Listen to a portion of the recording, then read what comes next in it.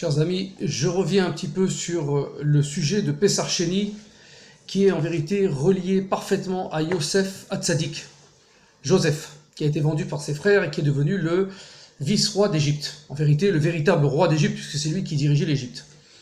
On va considérer cette fête mineure qui est appelée Pessar Sheni. Du temps du Beth Amikdash, les gens, bien sûr, on rappelle qu'ils n'avaient pas pu offrir le Korban Pessar, le sacrifice de Pessar, le 14, parce qu'ils étaient rituellement impurs, en état de Tum'a, ou parce qu'ils étaient loin de Jérusalem, pouvaient rapporter un mois plus tard le Pessar Sheni, refaire le sacrifice au temple à Jérusalem. La Mishnah appelle donc cette fête Pessar Sheni, le petit Pessar. On voit ça dans Mishnah Rosh Hashanah 1.3. Intéressons-nous à la raison pour laquelle on a appelé cette fête Pessar Sheni. C'est grâce au mérite des ossements de Yosef qu'ils firent Pessar Sheni. C'est ce que dit Shemot Rabbah 20.19. Qu'est-ce que c'est que cette histoire? Là, selon le Midrash, l'autorisation d'offrir ce korban à Pessar Sheni, le korban de Pessar, le refaire à Pessar Sheni, fut demandée justement par les hommes qui transportèrent le cercueil de Yosef. Vous entendez bien, les hommes ont été impurifiés par le fait qu'ils aient touché le cercueil de Yosef Hatzadik à travers le désert. Donc ils étaient rituellement impurs, ça s'appelle Tumat Met. Ils ont touché un cercueil. Si on se tient à une simple explication, on pourrait supposer qu'il s'agit du seul lien qu'il y a entre Yosef et Pessar Sheni. Il faut analyser profondément ce midrash. Ce n'est pas seulement la présence des restes de Yosef Hatzadik qui nécessita Pessar Sheni, mais le mérite même de Yosef Hatzadik. Ce n'est pas parce qu'ils ont touché le cercueil qu'ils ont pu faire Pessar Sheni, mais grâce au mérite de Joseph. À savoir, quelque chose qui était en rapport intrinsèquement à son être, et on va comprendre les contradictions des deux midrashim. Quelque chose concernant Yosef. On va voir ce qui concerne Yosef. Rabbi Yosef a dit, Yosef était la plus petite des tribus, et pourtant 3 anges lui rendirent visite. Bereshit Rabbah 75a. Rabbi Simlaï dit, Yosef a dit à ses frères, vous êtes le corps, je suis la tête. Comme il est écrit dans le verset, puisse-t-elle venir sur la tête de Yosef, ce qui est marqué dans Dvarim 33.16. Donc Yosef est décrit paradoxalement comme le dirigeant des 12 frères, ainsi que comme le moins important d'entre eux. C'est le plus petit. Avant Benyamin, parce que Benyamin n'était pas là, mais à l'époque, c'était lui le plus jeune qui servait son père. L'autre, Benyamin, était trop petit. C'était vraiment un tout jeune enfant. Rapportons un autre commentaire de Chazal, des Chachamim, pour comprendre, apprécier véritablement la nature de la petitesse de Yosef. Yosef était donc appelé le petit. Qu'est-ce que ça veut dire? Dieu dit à la lune, qui est appelée le petit luminaire, va et laisse le juste être appelé par ton nom, c'est-à-dire petit. Yaakov est appelé petit, Shmuel le petit, David le petit. Les tzadikim, les justes, sont petits, dans le sens où ils minimisent leurs propres désirs et se soumettent à la volonté de Dieu en ayant une confiance absolue en lui.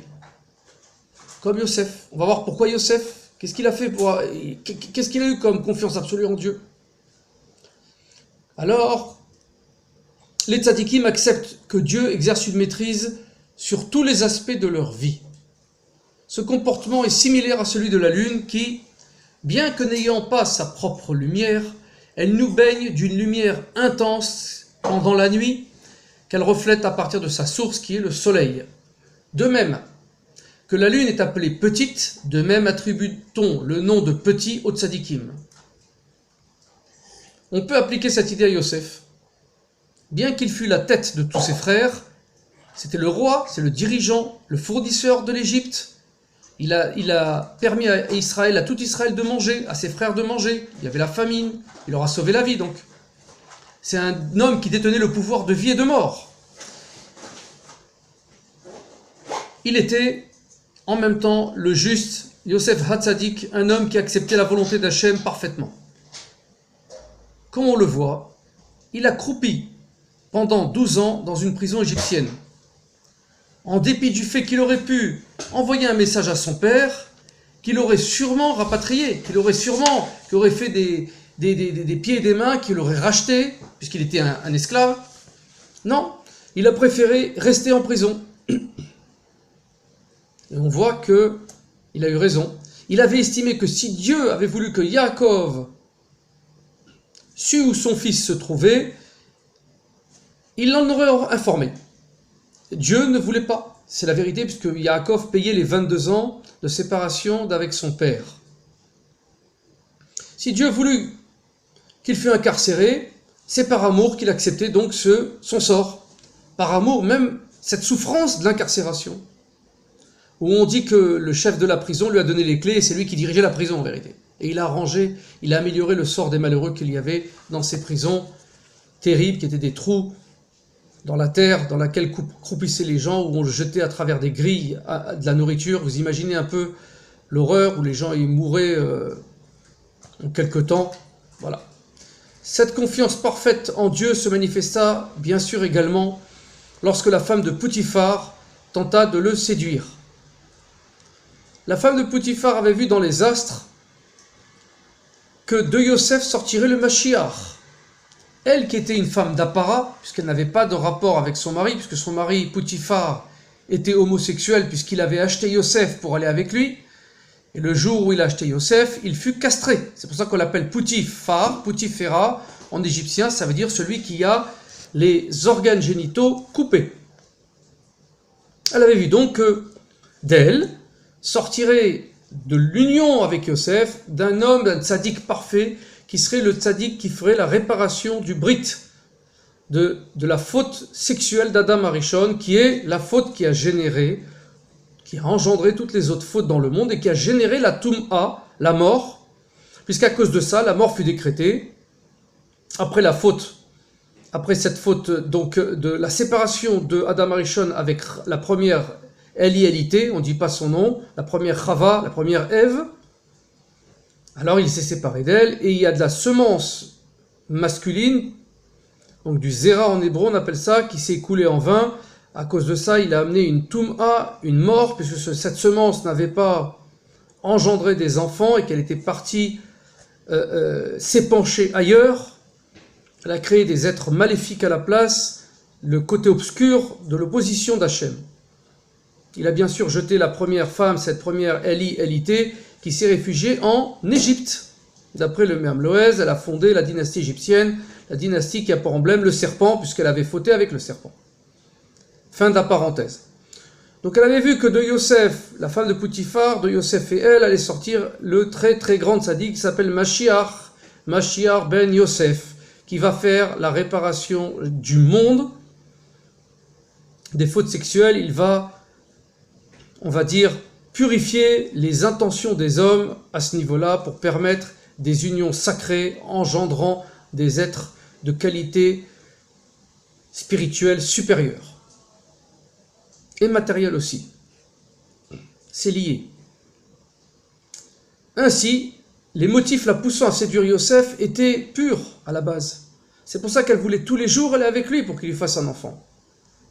Elle avait raison, mais en vérité elle avait tort, parce qu'elle n'avait pas vu qu'en fait c'était pas elle qui devait avoir Yosef pour mari, mais c'était sa fille adoptive, qui est Osnat, la fille de Dina, fruit du viol par Shrem ben Hamor, qui avait violé Dina. Ils ont enfanté Osnat. Osnat a été envoyé chez Pharaon par Yaakov, c'est prophétique, et elle épousa par la suite, bien sûr, Yosef, et elle eut les enfants Ephraïm et Ménaché, qui sont des deux tribus d'Israël. Yosef savait tout ça, savait que Poutifar voulait aller avec lui par pure intention, une intention parfaitement pure. Il pouvait donc se croire autorisé à succomber à ses avances. Il dit, bah oui, elle a raison, on va avoir un enfant qui va être supérieur, c'est un enfant de pureté parfaite. Au lieu de ça, il s'en est remis à Dieu, il a dit non, c'est pas ça, c'est pas comme ça que ça doit se passer, c'est Dieu qui doit amener ma femme. Il n'a donc pas du tout tenu compte de son propre caprice ou des conséquences éventuelles qui pouvaient en résulter.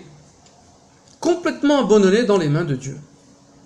Pour cette raison, Yosef fut appelé la plus petite des tribus, car comme on a expliqué auparavant, tout son être reflétait la volonté d'Hachem, de Dieu. La plus petite des tribus ne veut pas dire la moins importante, c'est bien le contraire, c'était la tribu la plus importante. C'est pas la multitude, ce qui grouille, qui domine. Les têtes pensantes sont très peu nombreuses. Ainsi, par ailleurs, il est intéressant aussi de noter que si les autres frères avaient procédé à l'annulation de leur pulsion, ils avaient donc possédé l'excellent trait de caractère de Yosef, ils n'auraient pas vendu leur frère. Ça n'aurait jamais eu lieu, on ne serait jamais descendu en Égypte, on n'aurait jamais été esclave, etc., etc., etc. De nombreux motifs ont été invoqués afin d'expliquer le comportement des frères, mais s'ils avaient été prêts par Rachmanout, par miséricorde, à admettre que les rêves de Yosef lui étaient inspirés par Dieu et qu'il exprimait la volonté d'Hachem, ils auraient accueilli celui-ci avec un grand amour sans essayer de se débarrasser de lui. En vérité, ils ne l'ont pas vendu, ils l'ont mis dans un trou au départ. Revenons à Pessar Sheni. Pessar Sheni tombe en Iyar. Ce mois est appelé le mois de Ziv, le mois de rayonnement, de splendeur. Pourquoi ? Comme la lune qui prend sa lumière, qui reflète la lumière du soleil, de la même façon, le mois de Ziv, le mois de Iyar, reflète lui-même, prend sa lumière de Nissan, le mois d'avant, le mois de Pessah. Par conséquent, la caractéristique que Iyar incarne est l'aptitude à accepter l'influence de Dieu et à ignorer ses inclinaisons ou ses intérêts personnels, ses pulsions personnelles. Le mois de Ziv Iyar est annulé devant celui de Nissan.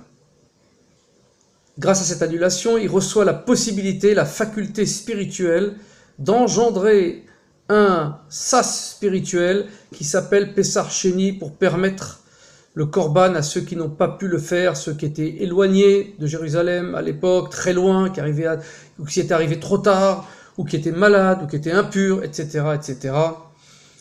Donc la raison pour laquelle nos Chachamim, nos sages, se réfèrent à Pessar Sheni comme le petit Pessar, devrait désormais être assez clair. C'est de Pessar lui-même que Pessar Sheni reçoit donc sa sainteté, car aucune autre des pratiques copiées sur celle de Pessar n'y sont observées. On ne mange pas de matzah, etc. On n'est pas obligé de manger la matzah. Par contre, on se rappelle en ce jour-là de Pessar et on mange de la matzah. Il existe donc ce jour grâce au mérite de Yosef, qui suivit la volonté de Dieu parfaitement, s'en remettant à lui entièrement de tout son corps et de toute son âme. Il est donc considéré comme étant la plus petite des tribus, ça veut dire le tzaddik. Plus petit, c'est le tzaddik. Rabbi Nachman de Breslev dit que plus il est petit, plus il est grand spirituellement, évidemment. Plus il se rapetit, il rentre dans l'humilité, plus il grandit spirituellement et plus il reflète la parfaite volonté d'Hachem. Grâce à l'influence donc de Yosef, Israël eut le mérite de pouvoir accomplir le petit Pessah, qui tombe pendant le mois de Ziv et qui puise toute sa sainteté dans le grand Pessar de Nissan. Par conséquent, Ziv, donc le mois de Iyar, splendeur, Yosef, la lune, et en fin de compte Pessar, petit Pessar, Pessar Sheni, exprime toute la même magnifique idée de le petit qui contient le grand, comme dit Rabbi Nachman, la plus petite chose qui contient le tout.